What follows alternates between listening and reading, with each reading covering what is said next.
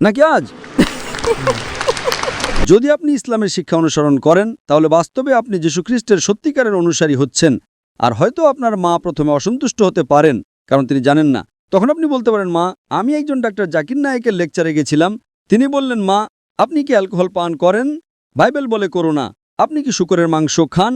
Bible বলে খেও না। In the book of Deuteronomy, chapter number 22, verse number 5, যে নারী যেন পুরুষের পোশাক না পরে, পুরুষে যেন নারীর পোশাক না পরে। it's mentioned in the 1 Timothy, chapter number 2, verse number 9. নারীদের উচিত শালীন পোশাকে সংযতভাবে নিজেদের সাজানো, সোনা গয়না বা বিলাসী পোশাকে নয়।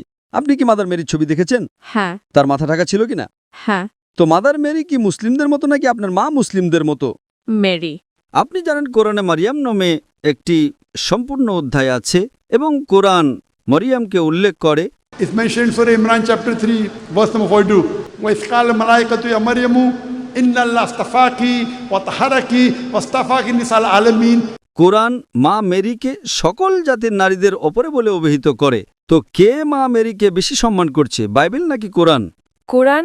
তো আপনি কাকে অনুসরণ করবেন, বাইবেল নাকি কোরআন? কোরআন। তো আপনি কেন কোরআন অনুসরণ করছেন না? জি।